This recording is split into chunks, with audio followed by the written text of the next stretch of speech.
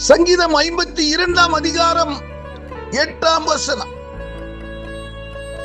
நானோ தேவனுடைய ஆலயத்தில் பச்சையான ஒலிவ மரத்தை போல் இருக்கிறேன். தேவனுடைய கிருபையை என்றென்றைக்கும் நம்பி இருக்கிறேன். இன்றைய மன்னாவினுடைய தலைப்பு, கர்த்தரால் நாட்டப்பட்ட பச்சையான ஒலிவ மரம் போல் இருங்கள். யார் கர்த்தரால் நாட்டப்பட்டு ஒலிவ மரம் போல் இருப்பார்கள் என்று சொன்னால், அந்த வசனத்திலே சொல்லப்பட்டிருக்கும் வண்ணமாக அவருடைய கிருபையை நம்பி இருக்கிற, அவருடைய கிருபையினால் நடத்தப்படுகிற தேவ பிள்ளைகள் ஒலிவ மரம் போல வளருவார்கள் என்று வேதம் சொல்லுகிறது. அது மாத்திரமல்ல, சங்கீதம் 92 அதிகாரத்திலே 13, 14, 15 போன்ற வார்த்தைகள் சொல்லுகிறது.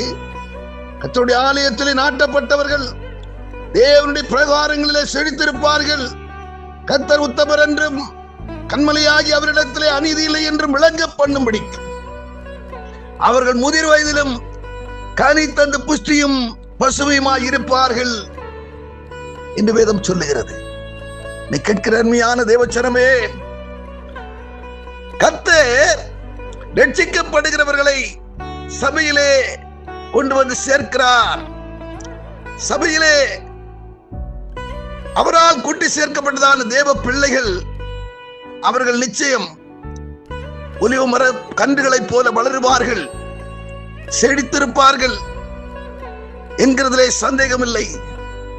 அவரால் நாட்டப்பட்டவர்கள் அவர்கள் ஏன் செழிப்புடன் இருக்கிறார்கள், ஏன் அவர்கள் நாளுக்கு நாள் வளருகிறார்கள் என்று சொன்னால், அவர்கள் வேத வார்த்தையின் மேலே சிந்தை உள்ளவர்களாக இருக்கிறதுனாலே, அவருடைய கிருபையிலே நாளுக்கு நாள் பலன் கொண்டு திடன் கொண்டு காணப்படுகிறவர்களாக இருக்கிறபடினாலே, நீங்கள் வளரும்படி புதிதாய் பிறந்த குழந்தைகளைப் போல திருவசனமாகிய ஞானப்பாலின் மேலே வாஞ்சியாயிருங்கள் வார்த்தையின்படியாக வாஞ்சி உள்ளவர்களாக இருக்கிற தேவ பிள்ளைகள் நிச்சயம் ஒலிவ மரம் போல, ஒலிவ மர கன்றுகளைப் போல வளருவார்கள் என்கிறதிலே சந்தேகமில்லை. பரலோக பிதாவே, நாங்களும் துதிக்கிறோம், ஸ்தோத்தரிக்கிறோம். ஆண்டவரே, நாங்களும் ஆண்டவரே சோத்திரமப்பா. ஆண்டவர் உம்மால் நாட்டப்பட்டவர்களாக இருக்கிறபடினாலே, ஆண்டவரே, வந்தேஸ்வரில் ஒலிவ மர கண்களைப் போல நாங்கள் வளர்ந்து அநேருக்கு சாட்சியாய், ஆண்டவரே, பூமிக்கு உப்பாய் வெளிச்சமாய் நாங்கள் என்றும் காணப்பட எங்களை ஒப்புக் கொடுக்கிறோம். பொறுப்படுத்திக் கொண்டு வழி நடத்தும். இயேசு கிறிஸ்து நாமத்தில் ஜெபிக்கிறோம் பிதாவே, ஆமென்.